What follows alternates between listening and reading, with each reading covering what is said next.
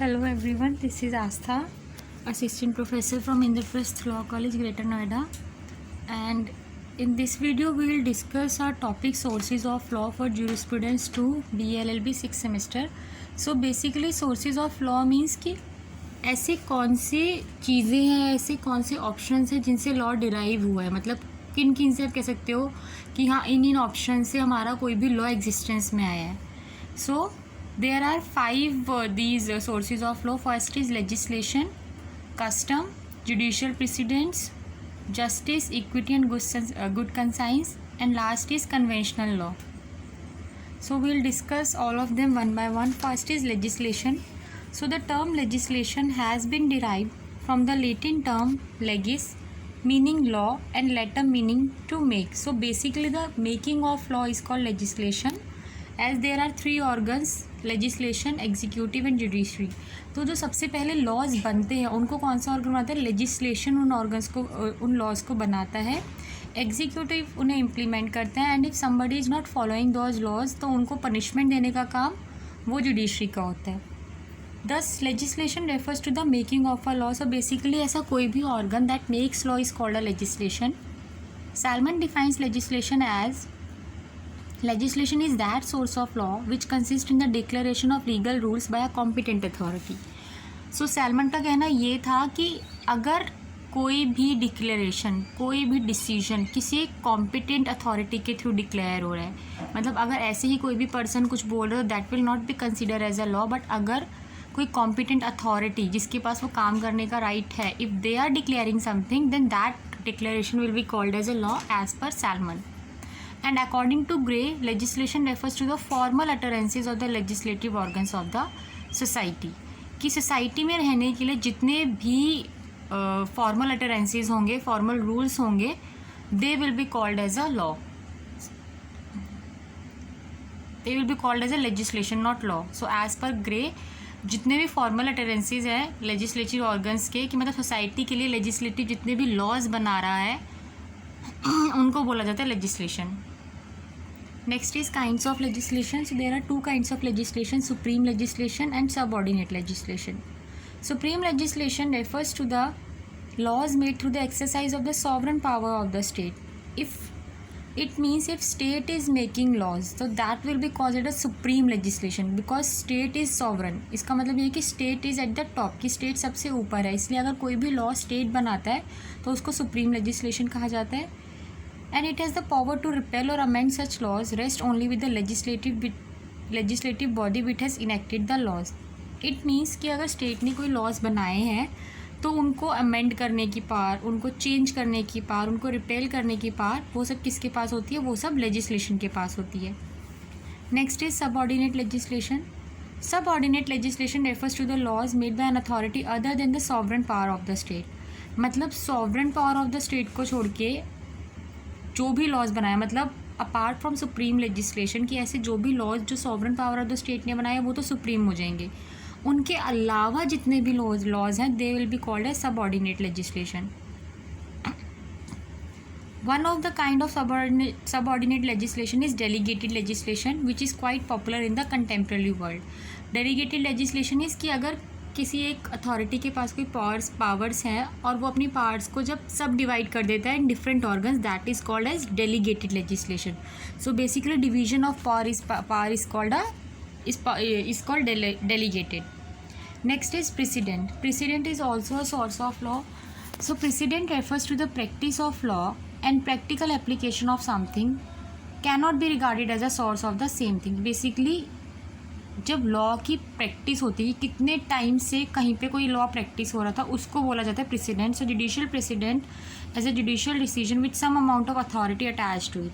अब क्या होता है जुडिशियल प्रेसिडेंट को, यू कैन से कि ऐसा कोई भी जुडिशियल डिसीजन जिसको यू कैन से इम्प्लीमेंट करा जा रहा है, बट वो इम्प्लीमेंट क्यों हो रहा है? बिकॉज उसके साथ कोई अथॉरिटी अटैच है. अगर ऑब्वियसली अगर जुडिशियल डिसीजन है तो वो किसी अथॉरिटी से आया है. सो बेसिकली ऐसा कोई भी डिसीजन जो जुडिशियल अथॉरिटी से आया है उसका अगर कोई इम्प्लीमेंटेशन होता है that is called judicial precedent. This authority is because of two reasons. Firstly the जज occupy high status politically as well as socially. Now आप जुडिशियल प्रेसिडेंट को क्यों कह सकते हो कि जो जुडिशियल डिसीजंस हैं उनको हम क्यों कह सकते हैं सोर्स ऑफ लॉ? बिकॉज पहला कि ये जजेस पास करते हैं और उनके पास एक पॉलिटिकली और सोशली दोनों तरीके से बहुत हाई स्टैंडर्ड ऑफ और हाई स्टेटस होता है. So basically you can say कि ऐसा कोई भी डिसीजन जो लॉ के थ्रू जो जजेस ने पास करा है उनको हम सोर्स ऑफ लॉ बोल सकते हैं.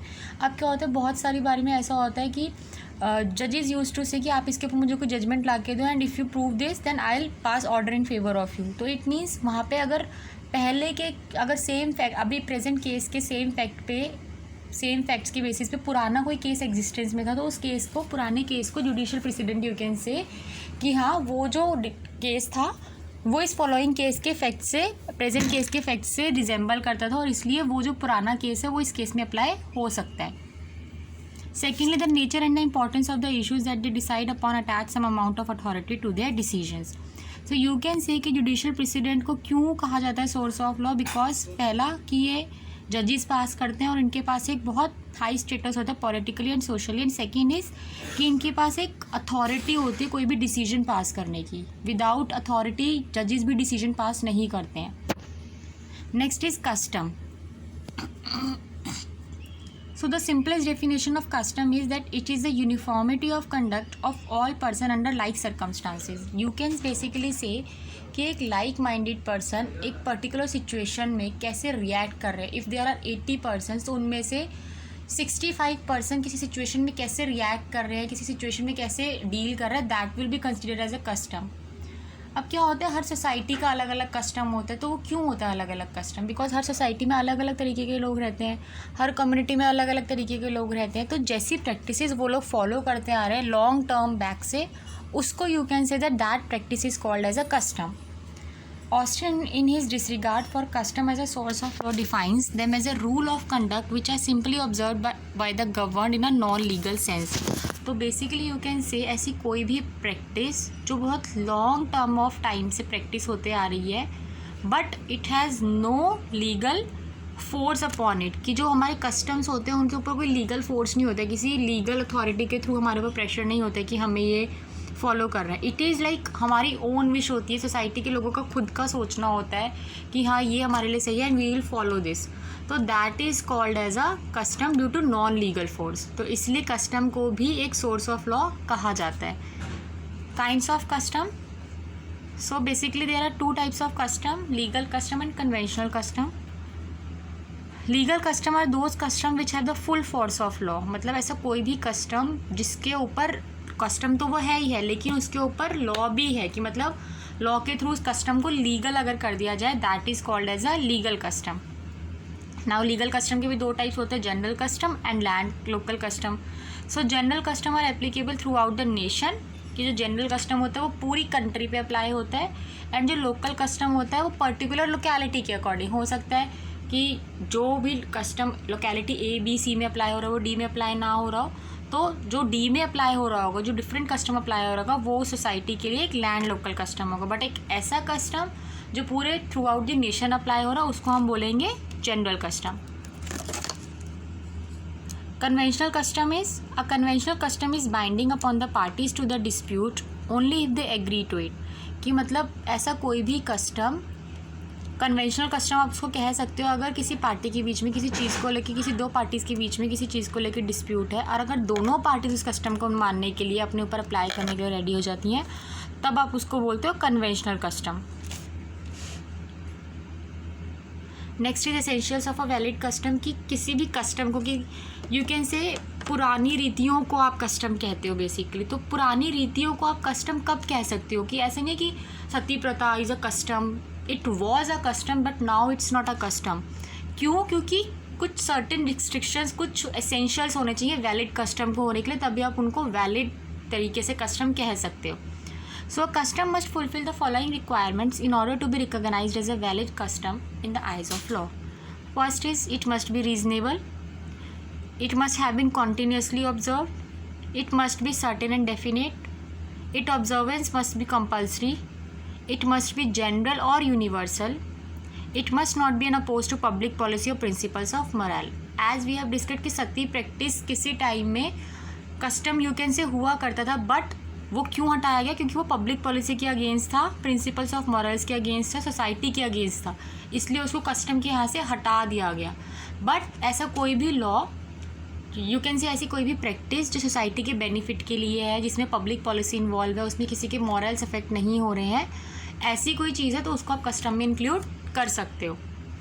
सो this was the last video of our subject for jurisprudence 2 BLLB 6th semester. We had discussed all our topics of jurisprudence. That's it with these videos. I'm like, this will be our last video and I'm ending up it here only.